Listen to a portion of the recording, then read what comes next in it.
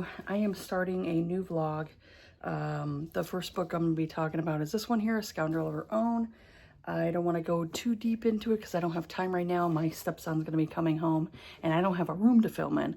So I'd say it's a class difference, you know, because her family comes from, her father is a Marquess, and the hero comes from humble means where he had to work his ass off, you know, so he's self-made and all that stuff.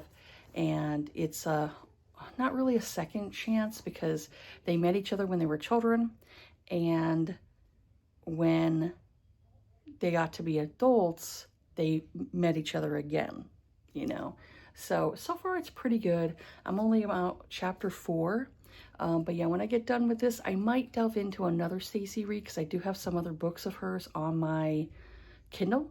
So I'll probably delve into some of her other ones and go from there. It might be just a Stacy Reid vlog. I don't know. Or I might decide on something else. But yeah, I will update you all later. Okay, update. So, I am almost 50% into this book, almost 50% in. So this one here, this is like the third book in the series. I remember that this series here I wasn't really too impressed with. It was like, I think I read My Darling Duke and I ended up not really liking that one for some reason. And I tried getting into Her Wicked Marquess and I ended up DNFing that. I wonder if maybe I can like try to get back into that one again and see. I think maybe it was the heroine that was annoying me. Sometimes it'll be the heroine that ends up annoying me. So this one here is like the third book in the series, and I think is probably the best one so far. So this one here, we have Ophelia, and I think I talked a little bit about this, where Ophelia was in a carriage with her maid years ago when she was a little girl, when she was about 8, and the carriage ended up going into like a quick moving river, and she ended up getting caught up in it to the point where, you know, she was getting swept away. And this boy named Niall, who was a little bit older than her, around 12, ends up seeing her like in the lake or in the river, and ends up diving in to help her. And so he ends up getting swept away too, but he manages to get her out of the water and puts her on his back. And, you know, 12-year-old boy, you know, is carrying this 8-year-old girl on his back. He injured his foot, and so he's in pain, but he knows he needs to help her. So he manages to get to this cabin, and for how many days, like, her and him are like at this cabin. He goes out every day and manages to fish and things like that, get like food for them. And she teaches him basically like his letters, because he doesn't know how to read, like his own father doesn't know how to read. Because, you know, back in the day, they had it to where if you were in the lower classes, you weren't taught any kind of like education. You know, you didn't get an education. It was basically people who were in the upper echelons, you know, of society who were able to get educations. So he didn't know how to read. His father didn't know how to read. So she was like, well, I'm going to teach you. I have this little book and I'm going to teach you how to read. So she essentially teaches him his letters. And they're there for several days. And he ends up like forming this attachment with her to the point where he tells her like, well, one day I want to marry you. And I thought that was like, oh, that's so sweet. Like, it was just adorable. Like, and in his name for her, like his nickname for her was Fifi. I thought it was just so cute. And so it's like, it was adorable. Like, he just like wanted to take care of her. And it was just so sweet. And so the game warden of that area ended up finding them and taking them to her estate. And, you know, Niall essentially tells her father, like, hey, one day I want to, marry her.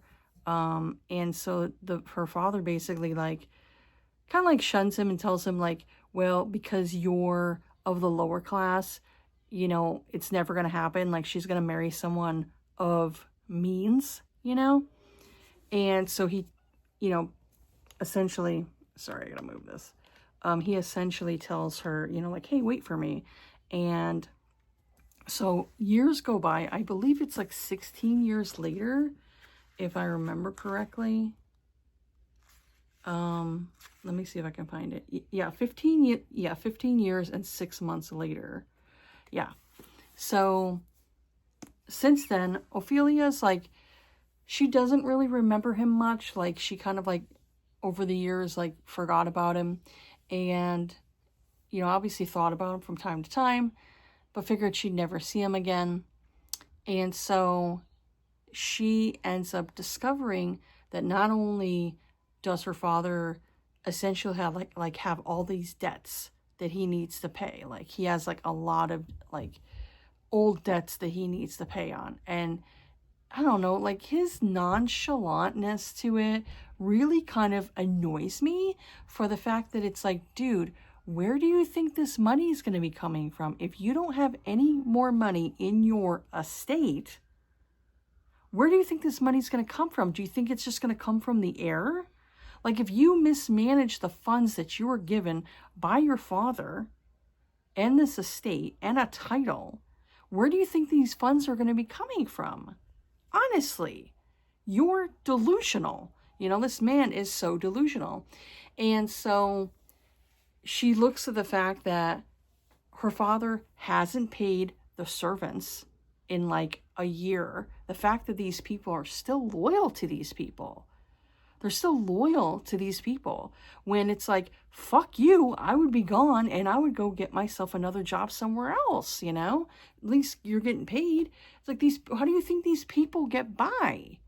How could you be so delusional, so entitled to think that, oh, well, we're okay. Meanwhile, your servants haven't gotten paid. Oh my God, I really can't stand her father. Like, he's obviously indulged her over the years and everything and spoiled her. But my God, how can you be so stupid to not think of the people below you, the people who are servicing you and taking care of you? You're not helping them. You're not taking care of them back.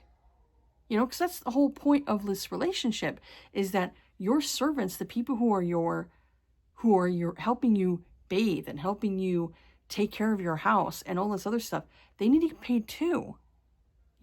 Oh my God, this guy. It infuriates me how dumb this man is. And the mother too, of like not doing anything. And it's like, oh, well, they're taking like jewelry of hers and selling it, or taking like maybe a painting and selling it, so that obviously they have money, to spend or buy food and things like that. But meanwhile, you don't pay your servants. So she ends up going into the kind of like seedier side of London, because she ends up getting told by her father, because her father ended up being like really sick and he ended up getting better. He ends up like telling her, kind of like almost where he thought like he was on his deathbed, that the mother that she's grown up with and known is not her real mother. The other woman who was her mother was named, I think it was Sally Martin or something like that. I think her name was Sally Martin. And he essentially took Olivia from Sally Martin, took her. So I'm assuming he had like some kind of like liaison with this lady, knocked her up, took the baby, and then got married to, his wife here. And I was like, wow, you're an even bigger douchebag, because you took a baby away from its mother because, well, she's poor and you have a title. Don't matter. You're the one that decided to lay with this woman knowing that she didn't have any prospects. douchebag. So she now, Olivia now knows her mother's name, and she wants to find her. Well, she ends up coming across this man named Devlin. It's Devlin, right? I keep forgetting his name. Yeah, Devlin Byrne. And he's essentially like almost kind of like a benefactor to her, to where he helps her around the seedier parts of London. Kind of like he's kind of always in the shadows with his like big dog, which you end up finding out is like this big mastiff. And mastiffs, they're big dogs. And so she only kind of sees the shadows of him, but he ends up giving her a banknote of £10,000, which obviously back in the day, that was a lot of money. £10,000 for her to come to his club, which is a gambling hell, and it's called the Asylum, which I'm like, that kind of makes sense because, when you are addicted to gambling, you essentially kind of like go crazy in a way, because you're so addicted to it. And I'm like, that kind of makes sense. I'm like, that tracks as a name for a gambling, house. And so she ends up going there, disguised in a blonde wig, because originally her hair is not blonde. She has like dark black hair. And so she essentially gets dressed up in this nice ball gown, nice dress and wig, ends up singing for him, and ends up finding out, like very shortly into the book, she ends up finding out that Devlin Byrne is Niall. And now it's like, oh, now she's like, I've missed you.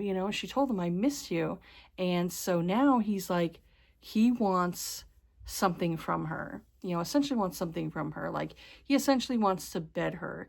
And he, keeps kind of like saying in his head, like, oh, I don't love her. And it's like, dude, if you've been obsessing over this woman this whole time, within like 15 years, you've been obsessing over this woman, you obviously have some kind of feelings for her. Durr. So we're at the stage of, she now knows he's Niall, and he tells her like, hey, the next thing I want you to do is I want you to dance with me. And so they've danced at this ball. Like, he came up to her, no introduction, just came up to her and said, I want to dance with you. And I was like, oh, girl, you're going to get in trouble for that one, because, you're supposed to do an introduction, and all that stuff. It's like proper etiquette and all that stuff back in the day. So, yeah, they've danced, and she helped out this lady who was obviously going to get essayed in the garden area, and she helped the woman. And I really like Devlin. I really like him because not only did he give her money, like way over the amount that he should have, and she was able to use the £10,000 to pay the workers, to help out like her cousin in Eton, who was going to get, her cousin was in Eton, which is like obviously a university, and he was going to get sent home if there was no funds. So she was able to pay on his thing, and able to pay on, helping out her workers, working, help them, pay them their wages and all that stuff, and whatever else is like a debt within that time, she was able to do. And so he's telling her, come and, dance with me. And so they do that. And obviously, there's an attraction there.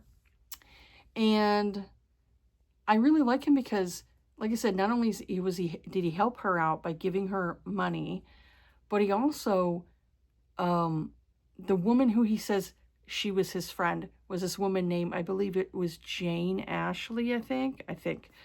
And the woman was essentially a widower, and she had children, and so she was basically like his woman on the side. He was sleeping with her, obviously. So he told her, like, he didn't want to be like, with her anymore in that way, because he found his Fifi, which I thought was really sweet. And as his parting gift for Jane was to not only give her money, but give her a cottage that she could live with her children. And I was like, my God, this is the sweetest guy. He not only is taking care of her, but he's taking care of essentially her children too, by giving her a cottage and money as like a parting gift. And I'm like, this is how much money this guy has. You know, like he like came from the dredges, you know, in basically the gutter area in order to get up to this status of having a lot of money. But because he's what they call new money kind of thing, where, you know, he did a lot of stuff in order to get that type of money, and they still don't, you know, people who are like the titled people still look down on those types of people, because it's like, oh, well, you didn't inherit the money. And it's like, you know, bag that, come on. So they still look down on him. And so he's kind of like, I think he's kind of thinking of Fifi, you know, Olivia, as almost like a trophy to kind of be won. And he obviously feels more things for her than what he's kind of letting on. He doesn't want to let on that he has like more feelings than what he does. And so they've gotten to the point where, you know, they've been obviously in areas of, you know, talking with each other where it's obviously not proper and all that stuff. He bought her a goat because years ago, when she was little, she said she wanted to own a pet goat. So he bought her a goat and had it sent and dropped off at her, you know, house, her home. I think it's like a townhouse. And I'm just like, oh my God, it's just the amount of stuff that he like does for her already. And it's like, this man is like totally gone for her. And I just was like, how sweet is this? And then the other thing he's doing, he has a woman who basically lives in his household, does like obviously a job for him. And the woman was basically saying like, the man who comes around and he's like good with finances and stuff, but he obviously doesn't have like, you know, he's obviously one of those self-made men too, that he's essentially wants to marry her. And I think her name was Poppy. I think her name's Poppy. And so she kind of has like a little bit of a limp or something. And so she's basically telling Devlin like, that man, you know, the man wants to marry me. And he's like, you know, well, do you love him? Like, do you have feelings for him? And he kind of like gets it out of her that, yeah, she has feelings for him. And he's like, then let him marry you. And I was like, oh my God, how sweet is that he's like telling her to, hey, you know, if this man loves you and you love him, marry him, you know, like marry him, get married, and you'll be happy. And I'm just like, how sweet is this guy, where he helps out so many people. You know, like he's helped out so many people. Like he tries to come off as like this gruff, hard exterior, but really he's like a big softie. This guy's like he treats a lot of people like so well. And I'm like, man, he went and took in this woman, you know, and is taking care of her and is telling her like, hey, you know, you're good enough for this man, marry him. And I was like, how sweet is that? That's so sweet. And I'm like, this guy's like a really good guy, you know? I'm like, this guy's a really good guy. And the fact that, you know, you have this stupid crap where it's like, oh, well, you know, if they don't come with a title, not born into a title, it's like, oh, bag that. Who cares about that shit? You know? Just so stupid. So, yeah, like I said, I'm about like halfway through the book. I'm really enjoying it so far. I am really enjoying it. So yeah, once I get through the rest of this book, I'll update you a little bit more and see, you know, what I gave the overall book, whether or not I gave it like 5 or 4 stars. But right now I'm really, really enjoying it. I think it's really good. I'm smiling at the fact that, you know, he's done so much stuff for like not only Olivia, but like these other women too.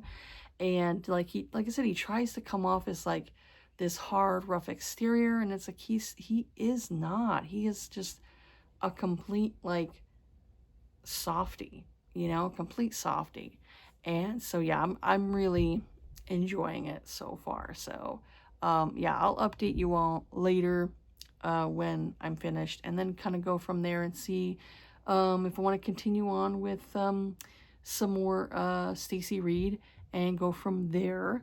But yeah, I'll update you all later. Okay, so update. I finished off this book here, A Scoundrel of Her Own. I have to say, I really enjoyed this one. I gave it 5 stars. The rest of it was basically after her and him like danced and kissed. You know, he had convinced her to basically have like a liaison, you know, kind of thing, where they started sleeping together, and they got to the point where they, you know, fell in love, because you knew they had feelings for each other, that they were attracted to each other. So of course they fell in love, and you know, now it's like the complications of, he still obviously doesn't have a title.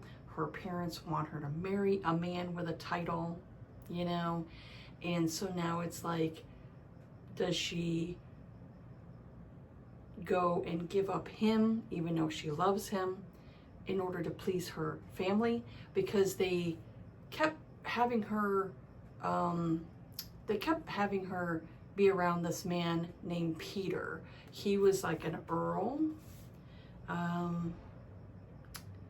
What was his name? But yeah, it was like, his name was Peter, but he was obviously Lord something. I can't remember.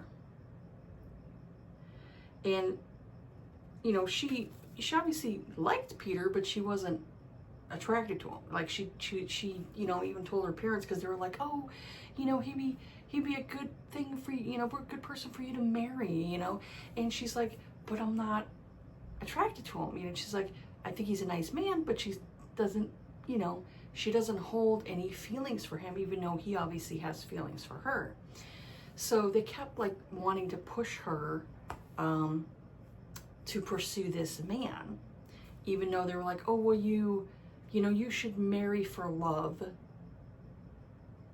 You know, even though I'm like looking at the parents' marriage, and it's like, you know, he obviously, you know, her father, he married the lady there, you know, her mama, you know, married her. And he still had his mistress, which was Sally Martin. Sally Martin was his mistress, which he impregnated like a fucking dick. You know, I'm like, this is where I get kind of angry when it comes to that time frame, because women were very much held back when it came to knowing about, you know, the bodies and everything. So he was obviously, you know, still having, you know, an affair with her. And, you know, there's only so much that you can do to stop pregnancy and all that stuff. Of course, you know, pulling out isn't always an effective, you know, is not always an effective thing. You know, I should know, like, you know, my first child, you know, I got pregnant with her because, you know, my stupid ex was like, oh, I'll pull out, you know, like, yeah, that didn't work. So obviously that doesn't work. And also back then there were things obviously called French letters, which are, you know, nowadays called condoms, but French letters were made from like pig skin and different things like that. So kind of like really, ew, you know, just like, you know, ew, different things that you obviously don't do today. You know, condoms are usually made from latex. If you're allergic to latex, then you have to find something that's non-latex, you know, for condom. So obviously, you know, he was still seeing his mistress, and he impregnated her. Well, what happened was, with her, the woman who raised her, she had gotten pregnant, and I guess the baby died. You know, like I'm assuming it might have been a stillborn birth, because they said the baby died after birth. you know, so I'm assuming the baby died sometime in utero, and when she gave birth, it was a stillborn baby. Sometimes that still does happen. So I'm assuming that's what happened. And so the mother, of course, she was obviously in mourning, because it's like, you wanted the child and the child had died. So of course, you know, she's going to be depressed and upset. But that doesn't mean that you're going to go and steal your mistress's baby to make up for it, you fucking dick. Oh man, I really hated her father. The more this book had went along, the more I'm like, I can't stand this guy. He's a prick. Because like women, you know, were taught very little when it came to their bodies and all this other stuff, like years ago, you know, because we're like, oh, well, women don't need to know that. Okay. You know, so yeah, she obviously found out about, you know, Sally Martin and everything. So while her and Devlin were, you know, having their little affair and everything, he was helping her find this Sally Martin, and she ended up finding her mother. She ended up finding her birth mother, and I started crying at that scene, because it was so sweet, because she was like, after everything, she was like, maybe it's better if I don't meet her. I don't want to upset her, you know? And then she found out she had like siblings, you know, she had 2 sisters and a brother. And I'm just like, that's sweet. Because it's like, she always said, like, she goes, I kind of grew up lonely. She goes, I always wanted a sister. And I'm like, that's so sweet. Like, and like, I could see like her getting to know her siblings a little bit more, you know? And so she ended up meeting her mom, and ended up meeting like the man who her mother, birth mother, had married. I think his name was Mr. Kent. And then she had, yeah, two sisters and a brother. And I thought it was so sweet, because she got to know her mother a little bit, and then got to know her siblings. And then, you know, after that, it was like, you know, Devlin was like, you know, I don't want to give you up, kind of thing, you know, like, I don't want to give up what we have, you know, and everything. And then she's dealing with her parents, you know, and her parents, you know, not wanting her to, you know, marry Devlin. And it took like, you know, her being brave to stand up to her parents, you know, because I'm like, girl, you got to stand up to your parents. It's like, yeah, there's going to be people who are going to like snub you because you married below your station, you know? And so I'm like, of course, if those snobby little bitches don't want to go and invite you to their parties and balls, fuck them. Who cares? Especially because it's like, she had some really good friends, you know? So it's not like she needed like a whole bunch of friends. And like, who cares? Some of these other people are gonna like snub her. Meanwhile, she's got other friends that have gotten married, and you know, they had their own little scandals and stuff like that, because this is all the like the Wallflower series, you know, where it's like the sinful wallflowers, it says up here. So they're all wallflowers. And so they went and they got their little scandals, and they got married. So it's like, they're gonna accept her. They're gonna invite her to different things like that, you know? So it's not like she's not gonna have anybody, you know? And it's like, and it's, you know, her parents are like gonna have to get over it. I'm like, if you want to be in your daughter's life still, get the fuck over it, you know? And the fact that she married a man, oh, he's below her, but it's like the dude has wealth, and after everything that her stupid father said to Devlin, he paid off the father's debts. And it's like, can't talk now, fucker, you know? He paid off all your debts. That's you. Because there's only a certain amount of money that comes into the estate, you know, because, you know, you got people who work for the estate and help bring in that money. But if you're spending it stupidly, you know, like, she was better at finances than her father was. And he's like, oh, well, you don't have to worry about that. And it's almost like, almost like he was saying, like, you don't have to worry your pretty little head. Dude, you clearly don't know finances. Just because you inherited a title and you inherited your father's wealth doesn't mean you know a fucking thing about finances. Clearly, because you had all this fucking debt, you know? So I'm just like, what an idiot. So like, you need somebody who manages your funds, who's going to tell you, no, you can't spend that. You know, that's basically what you need, you know? You basically need somebody to smack your hand and say, no, you're not spending that. That's basically what you need. So that's basically what I would do, is I would be like, no, you're not spending that. So my ex was like that, where like I would hang on to his money and he'd be like, I need the money for this, I need money for that. And I'm like looking at him like, really? It's not a need, is it? No, it's a want. It's a want. It's not a need. No, you're stupid. So, of course, you know, that changed really fast when he was like, oh, you're going to, you know, go and question me every time I spend money. And I'm like, oh, yeah, especially when you spend it stupidly. You know, ugh. That man was not good with his finances.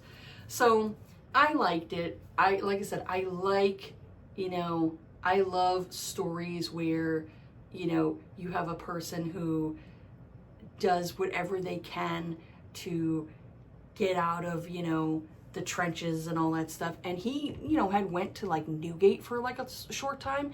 And back in that day, they would put children in Newgate with adults. Yeah. Can you imagine the amount of children that were probably murdered in Newgate or sexually assaulted in Newgate? Because they were put in the same fucking area as grown-ass fucking adults. You know? Talk about fucking horrid conditions. Newgate was horrible. Like, just, ugh. Like, you know, I realize that there's people who do bad things, but you still need to give some people dignity. You know? Even when they're in prison, they still need some dignity, even though they broke the law. Like, murderers, maybe a little less dignity, okay? I get it. But still, you gotta feed them, you gotta clothe them, you gotta make sure that they have health coverage and all that stuff. They get health care and everything in the jail by going to the, you know, what's it called again? Commissary? Not commissary. Commissary is basically what you get, like people give you money from the outside. Oh, what's it called again? Infirmary? I think it's called the infirmary. So, you know, medical area. So, you know, for me, it's like, yeah, obviously, we don't want to put children in a facility with grown-ass adults. Some really fucking disgusting adults, too. And so he was in Newgate for how many years and had to, like, you know, fight his way in there. And it was somebody who had helped him and got him out. And so he did some thievery and he'd realized he didn't like stealing from people and all that stuff. And ended up befriending a man. And the man was teaching him chess and all that stuff. And so I thought that was really nice. And so he basically worked his butt off to get to where he was. And he had like, what was it? 2 million pounds? You know, back in that day, 2 million pounds was a lot of money. That's a lot. And he was basically telling her father, like, I will give up all my fortune if I can marry Fifi. And I was like, oh my God. I'm like, yes. Clearly this man loves her if he's willing to give up all of his wealth just to be with her. And I'm like, yes. Yes. So I'm like, this was good. I really enjoyed that one. I'm glad that I was able to get through it by reading it, because that audiobook was not very good. And so I decided to look into my Kindle. And so I saw one book and I was like, ooh, this sounds really good. So I'm going to delve into this one next. So this is another Stacy Reid one. So this one is, what is it again? I think it's the Duke and I, or the Marquis and I. Yeah, the Marquess and I. So this is Forever Yours series. And this one was a longer series. This one had like how many books in the series? So this one here sounded interesting. So it says, she was persuaded to reject him when she was the belle of the ton, and he was a mere third son. Now she is blind and dowryless. Blind. And I'm like, yes, I like those types of stories where it's like someone's either in a wheelchair, someone's blind, or someone's deaf. And I'm like, yes, I like those types of stories. Disability representation. Says now she's blind and dowryless, and he is a marquess in need of an heiress, but has an undeniable craving for her. This is Lady Willow Arlington, hauntingly lovely, is also blind and known by the ton as the dowryless daughter. Alistair Morley, the Marquess of Westcliff, is in need of an heiress, but Lady Willow should be the last person he craves, after she was persuaded to reject his offer of marriage when he was a mere third son. Passion reignites between them, and he makes an enticing offer she cannot resist, drawing them into a dance of lust and love despite the misgivings of his heart. This sounds good, because it's like unrequited love. Obviously he had feelings for her, and then she had to reject him, which I'm like, who the fuck persuaded her against him? Even though he was the third son, it's like,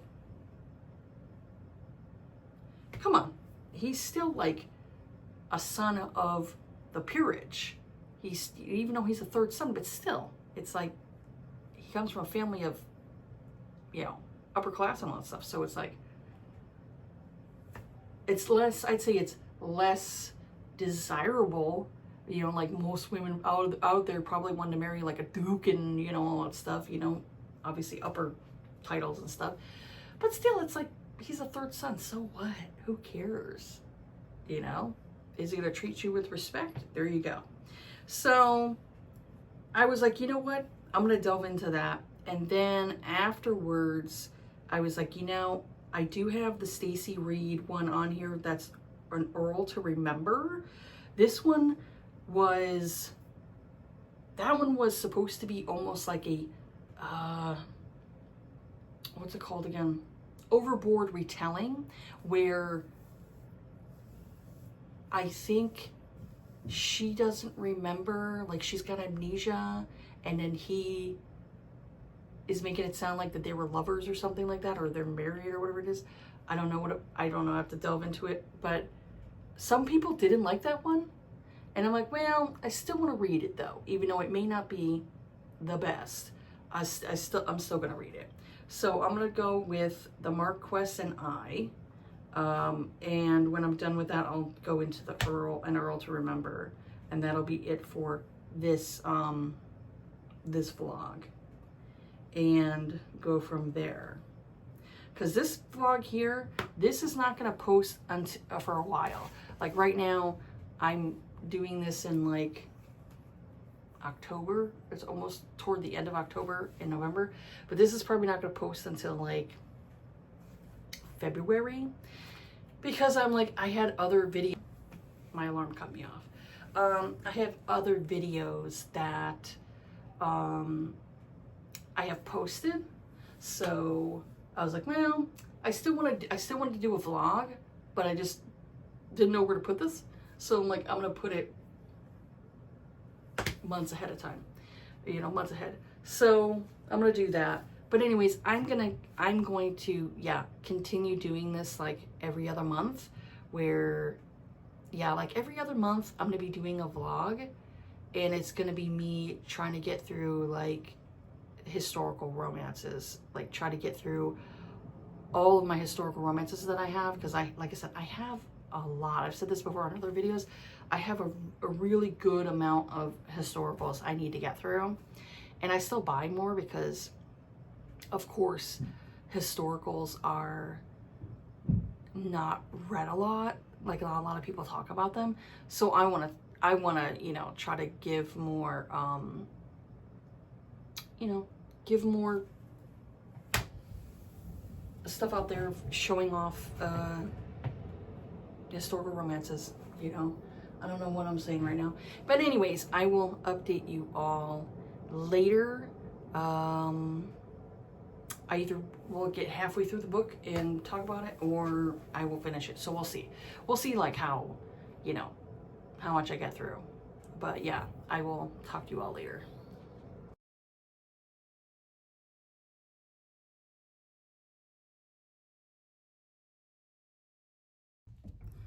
Okay, update. If you saw that little clip I filmed of my crock pot, that's my secondary crock pot. I had gotten that years ago from my one uncle. He had gotten it from his brother because my other uncle, he had accidentally took a crock pot I had gotten from my mother. When I used to live with my uncles, my two younger uncles that were like close to my age, so they're almost like big brothers. Well, I used to live with them for how many years with my grandma, and my grandmother passed away.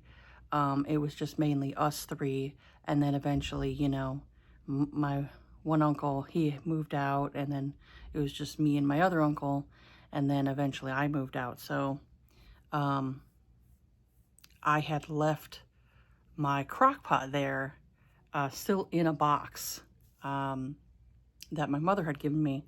And so when my other uncle had moved out, he had taken the one in the box. I don't think he meant to do it. I think he accidentally did it. And I think he thought it was his, but I'm not going to call him on it because I'm like, it's not a big deal. It's a crock pot. They're not that expensive. I could buy another one. So when I moved in here into the apartment with me and my former boyfriend, now husband, I had bought that crock pot, and it was a black one. And so for years, we've been living here, and I've had that crock pot. And all of a sudden today, I put chicken in because I'm gonna do this chicken pasta meal that's like a garlic parmesan pasta dish with chicken in it. And I ended up putting the chicken in there. I put the sauce in there. I plug it in. I'm trying to fiddle with the digital clock, and it's not working. And I'm like, what the heck? So I try again, and it's not working. I unplugged it, plugged it back in, not working. And I'm like, okay, something's wrong with this thing. It is not working for me. It plugs in, it heats up, like it'll get warm and heat up on me, but it won't change the setting. It won't do it. So I'm like, oh, great. So I'm like, this thing is dust. So I had that backup crock pot, which was sitting in my kitchen for how many years collecting dust. So I had to dust it off, clean it really good, and then plug it in. It works, but I like the digital crock pots because at least with those, you set a timer for it, and after the timer goes off, it'll stay warm, but it turns itself off. So it doesn't stay at that hot setting anymore. So that's what I like about it. It doesn't keep cooking the meal. So say if you're out and about running errands, you can cook your crock pot meal, and when you get home, it's done. You know, or say you're working, you could put it on a low setting for like 7 or 8 hours, get home, your food is done, your meal is done. But I like the digital ones, where that old school one, you just turn it on a low or high heat, and you have to keep track of the time because the time will go by, it'll still be cooking, you know? And I don't want it to overheat. So I had set a timer for myself on my phone to remind myself to get it off the heat after 4 hours. So I'll just say, like, I'm glad that I had that extra. I am glad I do have the extra crock pot, but it's smaller in size. Like, it's not a 7-quart. Mine is a 7-quart one. This one here is definitely like maybe a 4 or 5-quart. It's smaller. Better for smaller meals, or say like if you're doing a crock pot dessert, that'll be perfect. So now I'm like, great. That one broke down, so I had to scrape everything out of the other one, put it in my red one, and I'm cooking that. So I'm hoping that turns out okay. And then tomorrow, my husband is at a football game right now, And so I told him, I said, hey, great, my crock pot fucking died. So he's like, ugh. So we're going to probably go over to Costco and buy a new one. I've seen some Ninja ones. Like there's this brand called Ninja. I've seen some Ninja ones that are really cool looking. I don't know what I'll end up with. I guess it depends on what's at Costco that looks interesting and that is a good deal. And go from there. Like, I don't want to spend like a lot of money on a crock pot. You could be like, you could buy one for like $100 or something like that, you know, $100, maybe two. You don't have to spend more than that. So we got to do that. And so I'm like, great. I've had this friggin' crock pot for how many years? And then it craps out on me this year. Great. I like cooking crock pot meals more in the fall and the wintertime because, they really kind of hit the spot for me when it comes to crock pot meals, soups, anything like that. I love that stuff in the fall and winter. I love that type of stuff. In the summertime, no. I prefer more oven meals or say even like sandwiches, cold meals, things like that, because when it gets hot out, ugh, I hate it.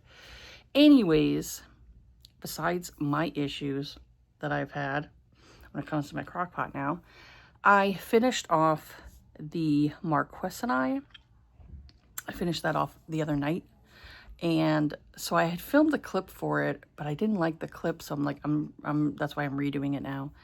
So anyways, the story basically revolves around Willow, and Willow, her family has like, you know, a title and everything like that, and she ends up falling for a third son, which is Alistair, and he wants to marry her. She has to let him down because both of her parents are basically saying no. Like, you know, her father basically was like, I won't give you your dowry if you marry this man. And I was like, that's messed up. So she has to basically let him down, and he ends up going off to war. He comes back years later, and he sees her again. He still has those same feelings for her that he has always felt for her. Like, even though he's angry at the fact that she had rejected him and broke his heart, he still has these feelings for her. And he decides stupidly that he's like, oh, well, I'm just going to go and like bed her. And I was like, really? Is that the way you want to do it? You want to get revenge, so you want to bed her? You're not really, it doesn't make you look good. It doesn't. And so I was kind of like, I liked the hero less because of that, because he just, I don't know, I didn't really care for his reasonings. And then when he finds out that she's blind, she has gone blind, he changes his whole thing. And I'm like, oh, now you're going to feel sorry for her because she's blind? Like, you didn't feel sorry for her? You didn't find out the truth of, like, especially if you knew, like, if she truly loved you, then she has to have a reason of why she rejected you. Could it be maybe her parents? Think about that, dude.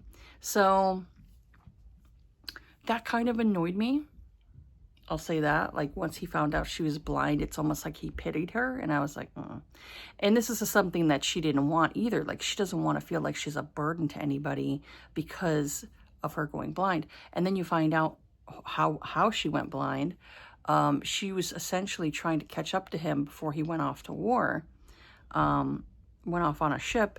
She was trying to catch up to him to tell him, like, she'll still marry him, you know, she'll still be with him.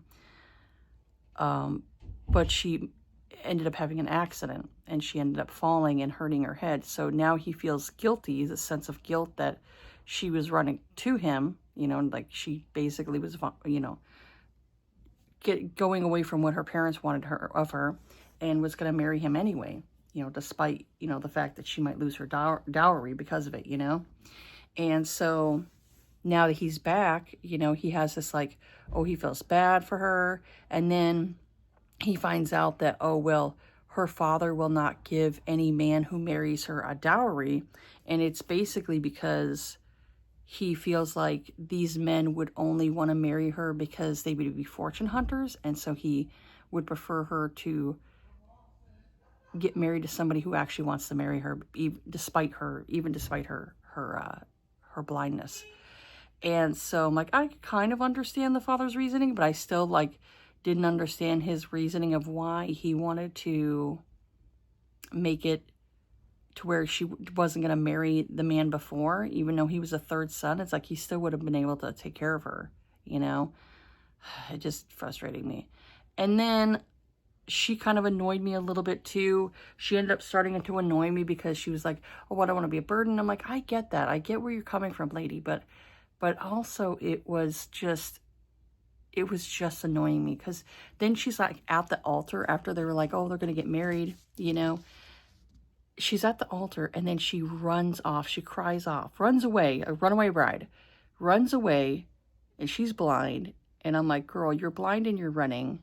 You're going to bump into something, you know? And so she ends up like, you know, collapsing on the stairs, going up the stairs, ends up making it into her room. And then he ends up going into her, you know, into her room too. And in order to convince her to marry him, he has sex with her. And I'm like, yeah, there was issues I had with this book. So I ended up giving it like a 3 instead of like a 4 or 5, because it was decent, but it wasn't something that I loved. It definitely had issues to it where I was like, I wish this would have been better, that would have been better. Plus also it was a novella, so sometimes novellas, they go by way too quickly, and some of them I think need more stirring, like you're taking the soup off the pot, you know, off the stove too quickly, and it doesn't taste good. So it's essentially what it is with this here, where it's like you're not really developing the characters enough or the story enough for me to enjoy the story. Like this here, even though it was a second chance romance, I still wanted more, I don't know, more yearning, more build up to the story. And so I guess this was a novella that was in an anthology. So I will continue on with the series, though. I will continue to read the series because I'm trying to read like as many Stacy Reid books as I can. But yeah, that one there, I was like, it wasn't as good. It had issues. Like I said, I had kind of issues with both of the characters because I didn't like some of their decisions that they made. And I really kind of was annoyed with her parents too, where I was like, come on. Yeah. But I did say, I will say, that I liked how Alistair went about obtaining money, because when he had come into the title, because both of his brothers ended up dying, when he came into the title, his second brother, which is the middle child, ended up, I think, well, middle child as in middle son. I think he did have other siblings, I believe. But it was basically the middle son. He ended up racking up all kinds of debts and just was not good at like being a Marquess. So now Alistair had to be the one to fix the family fortune, fix the money and everything. So his mother was like, oh, well, if you take a job, because you are the Marquess, if you take a job, it looks down on your sisters, and all that stuff. And so he was like, well, I need to be able to make money some way, to fix the debts and all that stuff here. So he, I believe, was doing investments and things like that. And that was how he was able to like garner some money. I think it was like, anyways, I started to ramble at that point, so I just took that part out. So I think he was doing investments and stuff like that, and that's how he was able to get money to where it was paying off for him, and he was, he would was able to pay off debts and get his family's name and everything like that, the title and all that stuff, back into where it's supposed to be. So he was able to do that. So anyways, like I said, it was okay. It was decent. I really wanted more from it, but it was more of a novella size, so it was kind of quick. It was only like 2 hours long. It was only like 100 and some odd pages. So I'm like, they're not all gonna hit it out of the park for me. So unfortunately with that one, it was more of like, it was fine, but I really wanted more from both of the characters. But anyways, I don't want to keep going on because it'll make this vlog too short. And then lately I've been doing you know, like when I try doing vlogs, I end up deleting them and not doing the vlog and end up skipping it, and I'm just like, ugh, all I do is ramble. So I'm trying not to do too much just talking about other things, getting off on other tangents. Like I told my husband, I'm like, I just go off on tangents and do other stuff. And he's like, yeah. I'm like, yeah, you know me. I do. I go off on other stories and all that stuff. So anyways, that's it for this update here. When I got done with the other book, which I think it's called An Earl to Remember, I started reading that one last night, but I was tired. So I really didn't get much into it. So I'm going to go and try to read some more, try to see if I can read some more today. I'll see how much I can do, how much I can get through. But that one there is basically, I think the one woman starts to work for this guy. And I think an accident happens and he loses his memory. And then I think she kind of turns it around on him and makes him work for her, I think. I think that's how it is.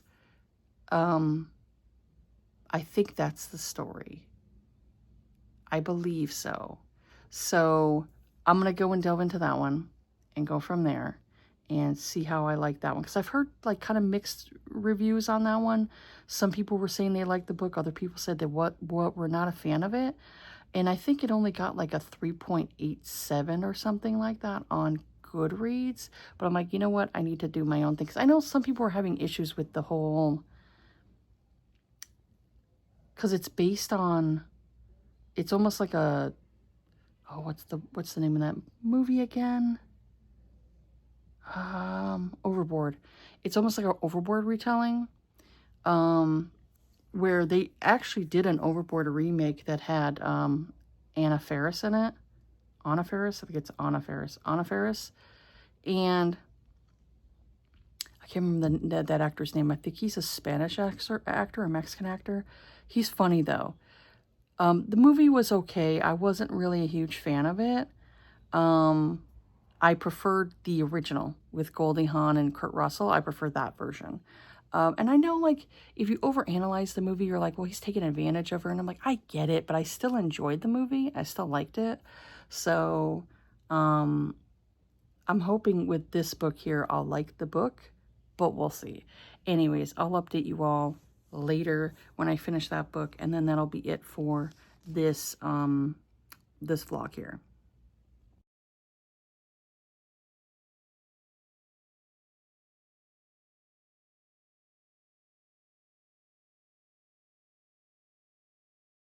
Before I go to my next clip, I just wanted to show you my new crock pot. See, I know I got a digital one. I like the digital one. And then I got this one here because I like the blue. And this here, I'm like, I actually kind of like the white because it will show me if there's still something in there that needs to be cleaned.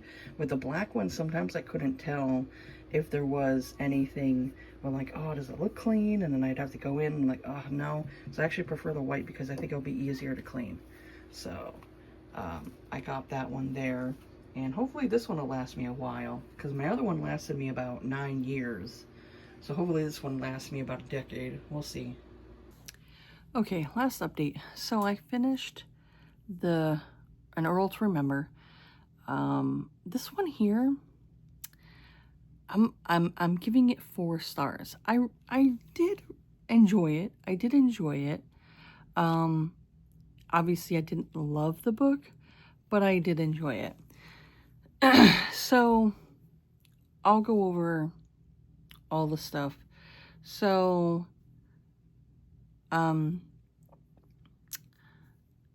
Georgiana, she gets hired by the Earl to be the chef on his yacht that he has. And I've tried to look up yachts in like the 1800s because I think this is taking place in like the 1800s, maybe the early 1900s, but I know they had yachts back in the day, but of course they're not nearly as big as, say, yachts are now. Yachts are like, you know, you see yachts today, they're fucking, some of them are huge. So, so it was kind of showing me different ones, and I'm like, okay, well, okay, I can kind of picture that in my head. So I'm just trying to picture it in my head, and it helps me a little bit when it comes to the story. So she ends up getting hired, and she comes from very humble means. Like, she lost her parents like how many years ago. Her mother ended up dying, and then her father basically, I would say, basically gave up on life and died of heartbreak, which can happen. You know, you can have it to where you just kind of like give up, and your body just gives up, you know. And so she ended up losing her parents when she was at least in her teen years, you know. And so she has a sister who's younger than her, but is closer in her age, Elizabeth. And then she has two younger siblings. One of them was, I believe, I want to say 2 when the mother died or the father died. She was maybe like 2, possibly 3. But she had 2 younger siblings. One of them was Sarah. I can't remember what the other one's name. Was it Amy or something? I can't remember. Now I can't remember. Now the one name escapes me. As I've said before in other videos, I am so bad with names. Unless I write them down, I'm so bad with names. But she has those siblings, and of course, they're pretty much like trying to get by, and they have very little for themselves. So Georgiana,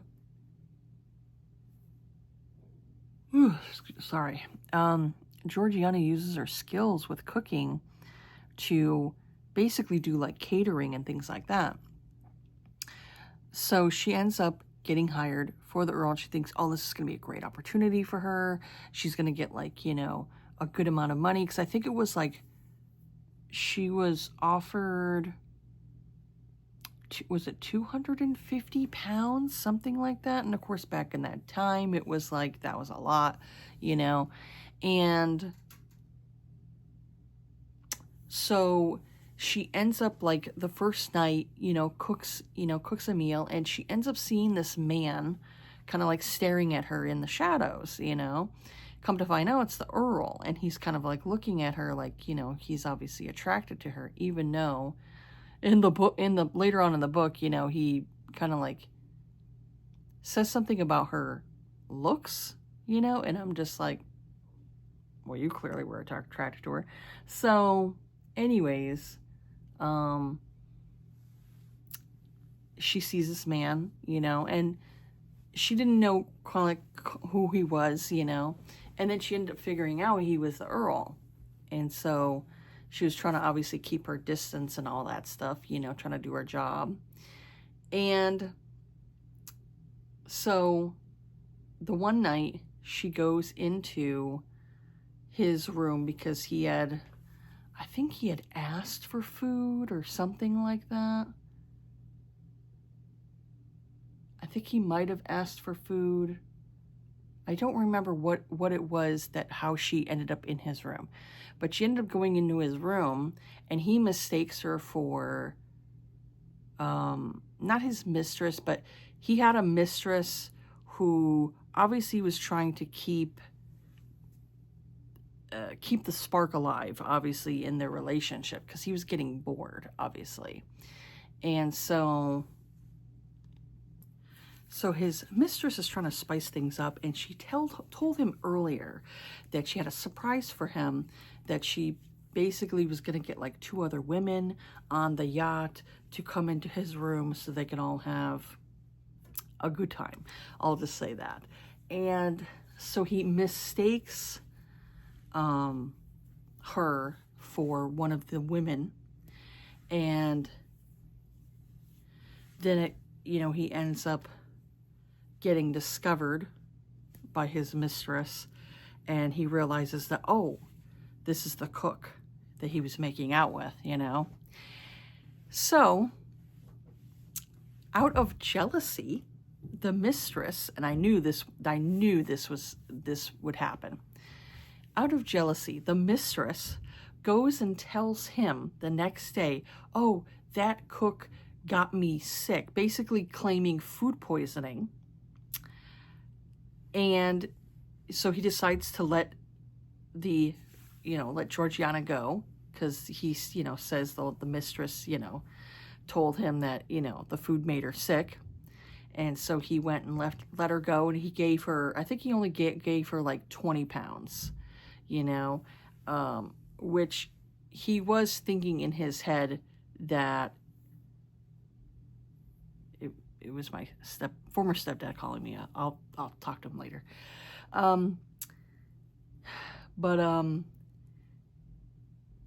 Anyways, he lets her go, and of course she's mad because she didn't get the full funds.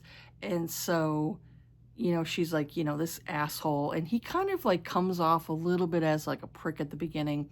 And so I'm like, oh, this guy needs to have his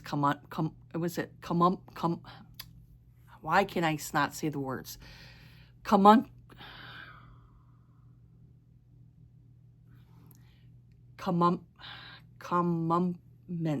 Oh God, I can't say that word. I don't know why I can't say it. Certain words just, it's in my head. I could say it in my head, but trying to say it out loud, oh, it's a problem I've had ever since I was little, is certain words will give me a hard time to say, and come out. Like for the longest time, I could not say, I had to say it a few times in order to get it, differentiate, where I was like, why can I not say that word? And so now I can say it. But that word there, comeuppance, God, why can I not say it? Why can I not say it? So anyways, he basically needs to get humbled, right? So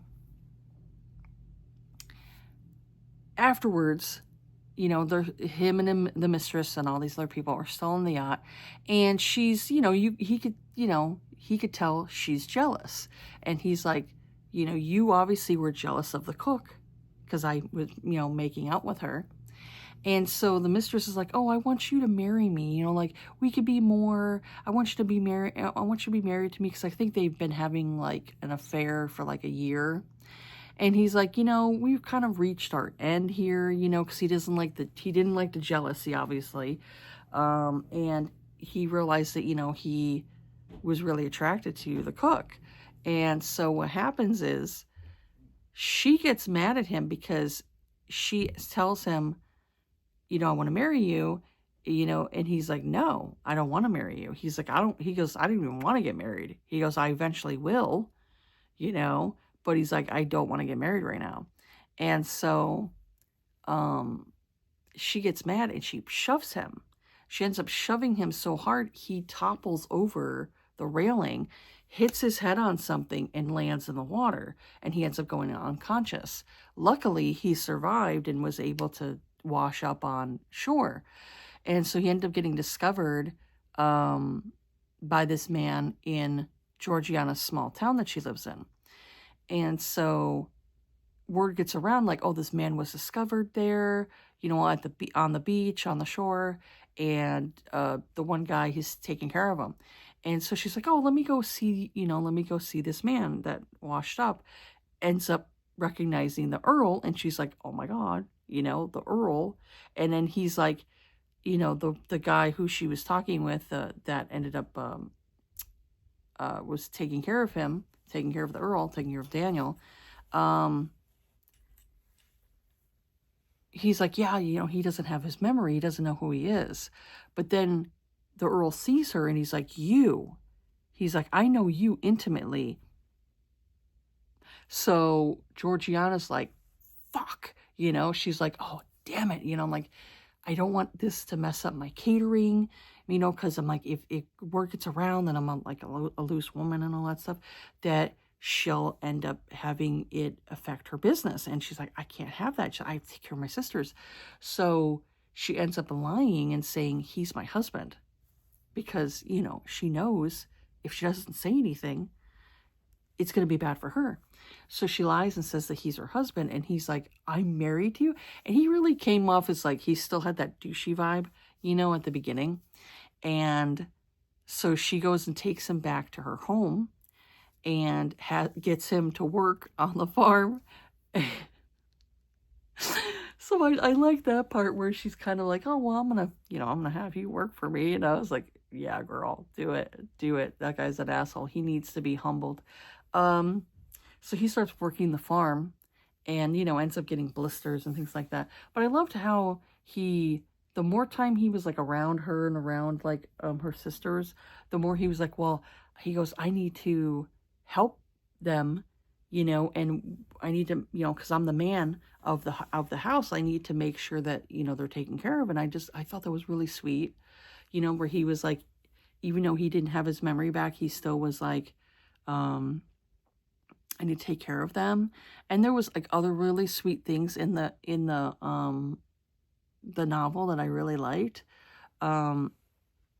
So around the 60% point, like, you know, they're kind of like throughout, like, you know, him being at the farm and everything, they're kind of like, you know, going back and forth with each other of like, you know, they obviously have that attraction to each other. He's still attracted to her and he's like, well, she's my wife, you know, why aren't we, you know, sleeping in the same bed? Why aren't we having sex? And everything, right? So it gets to the point where around the 60% point, he decides he's going to go to London to go, and he already put his name out on like a board, you know, to say like, you know, his name and everything.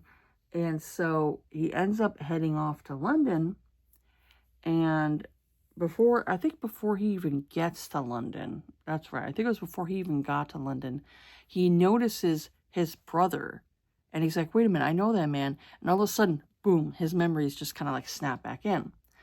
And so he tells his brother, like, go to London, you know, and he's telling him, like, these are things I want you to do, and ends up going back to Georgiana's home and ends up, you know, having sex with her. It was his way of like getting back at her for lying to him. And so he didn't tell her before they had sex that he had his memories back. So afterwards, he was like, you know, being like a snotty little brat, you know. That's what I kind of like attribute it to. I understand he didn't like being lied to, which I completely understand.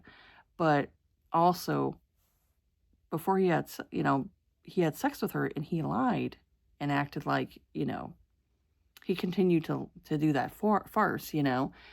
And so to me, I'm like, they kind of lied to each other, you know. So I kind of feel like they kind of got back at each other for, you know, their treatment of each other and all that stuff. So I kind of felt like it was like, okay, it's even kind of thing. And people may not like that, but to me, I was like, no. I mean, they kind of like got back at each other, so it was like they kind of both, you know, played games, which obviously isn't great when it comes to like starting a relationship. But once they kind of got over that hiccup, it was pretty much like, even after he had retained his memories, he kept calling her wife, even after it was like out of spite, he still was calling her wife. And I was like, you know what? I don't care if he's trying to do it out of spite. It's still sweet that he's calling her wife. And when he finally gets, you know, sees his mistress again, and he's like, you know, I forgive you for pushing me over, but he's like, I'm not, you know, there's going to be nothing between us. You know, there's nothing between us. We're done, you know? And he even called Georgiana his wife to his mistress. And I'm like, see, that's how much he's actually done with that woman, because he called Georgiana his wife to the mistress. And I was like, I kind of like that. I liked that whole thing. And so he decides to hire Georgiana for his grandmother's, I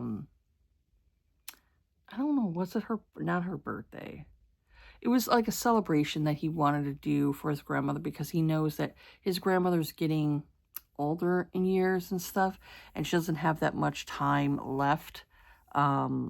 So he knows he wanted to do something really nice for his grandma, his nana, because he loved his nana. And so he ends up telling her, like, hey, I'll pay you, this amount of money to cook for my grandmother and all that stuff. And so she ends up like cooking all these different types of meals that are more meals that came from like that were like made from like other countries like France and America, different things like that. She made all these different dishes. And while there, he's like telling her like, hey, I want to have an affair, with you, because, he clearly is still attracted to her and wants, he still wants to be with her. I won't tell you the ending, but I'll just say like, it was really sweet. I love the ending.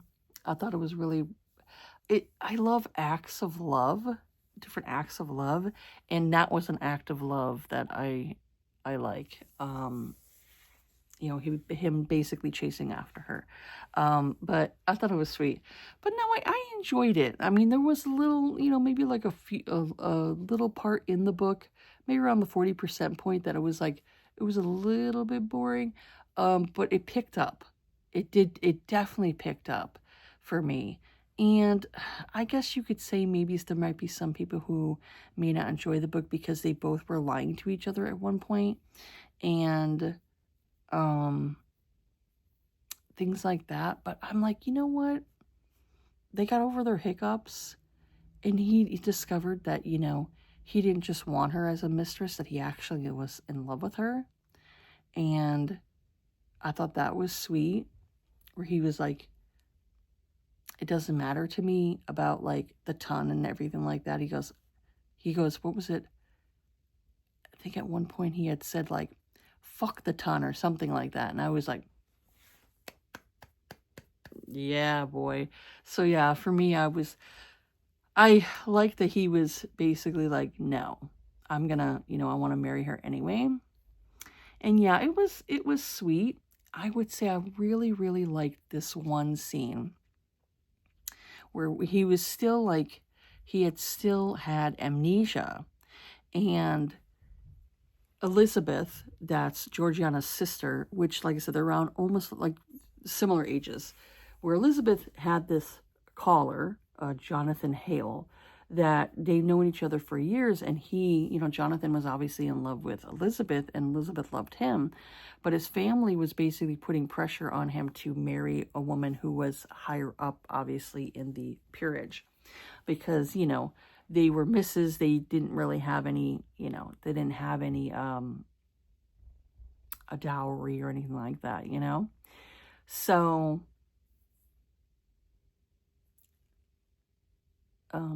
Daniel ends up spotting Elizabeth and Jonathan walking together, and he kind of like, is overhearing, and he can hear that, Jonathan's like, he's like, I want to be with you, but he's like, my parents are giving me this pressure to marry this other girl.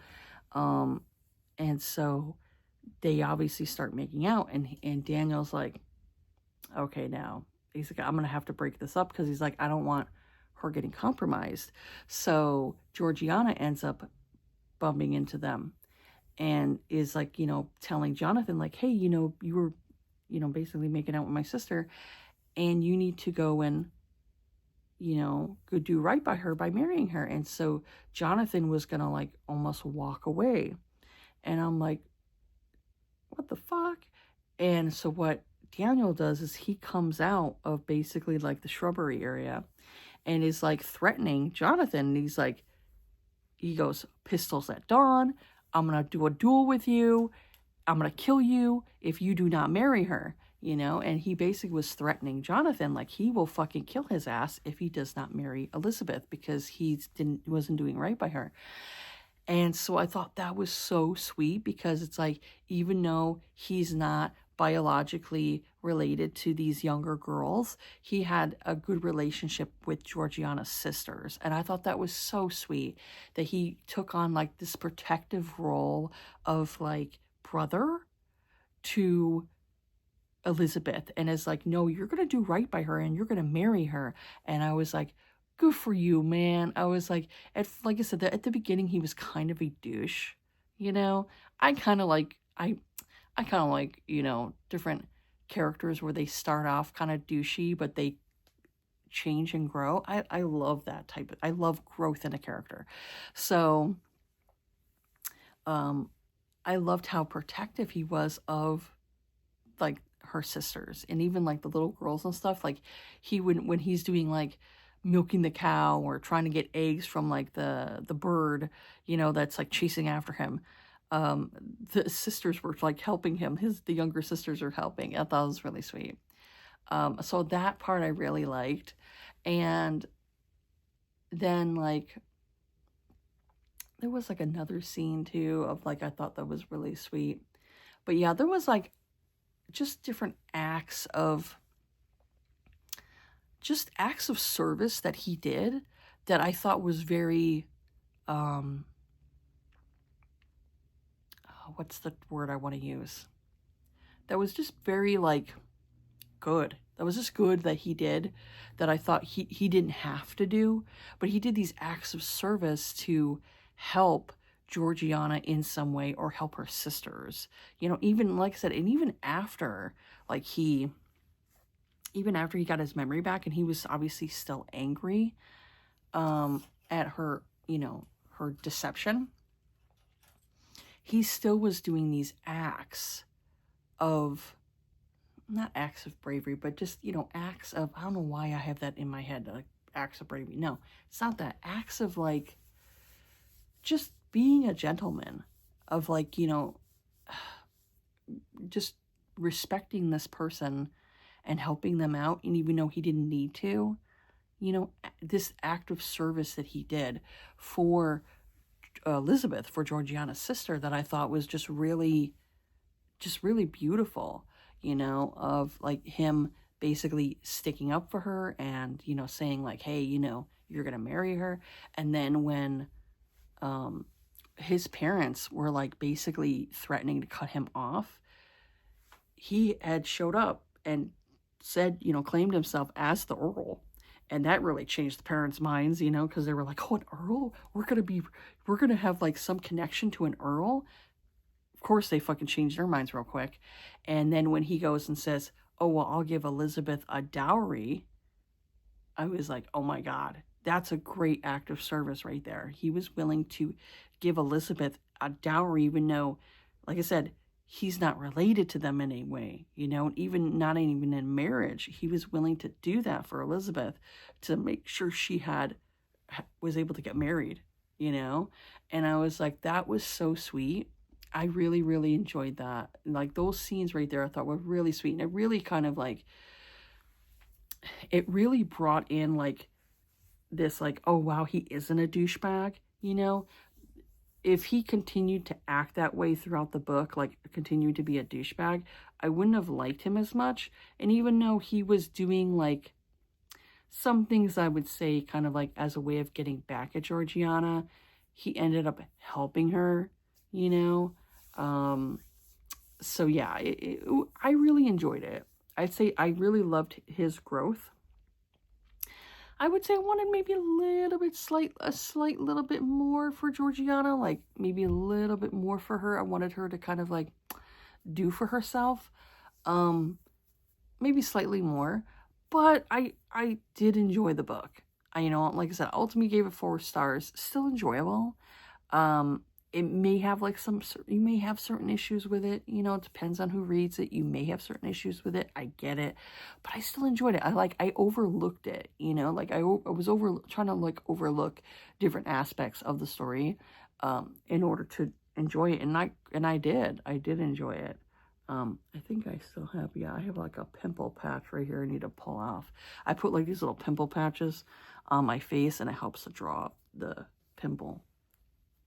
Because because I had like one right here. I was like, I just realized, I'm like, oh yeah, I still have my pimple patch still on my face, and I need to take it off. So you can see, I need to take it off. But yeah, anyways, I enjoyed that. I did enjoy it. I enjoyed it more than the previous book. And yeah, it's good. I did enjoy this one. I'd say the first book in the series here, I liked the first book better, but I still enjoyed it. And it also talked about other characters, like there was the Beast of Beswick, you know. If anybody remembers that one there was a previous book where he was called the Beast of Beswick. It was kind of like almost like a Beauty and the Beast retelling. They had that character was talked about, and there was another character that was talked about when he was in London and stuff. And so I was like, oh, okay, I recognize these characters, you know.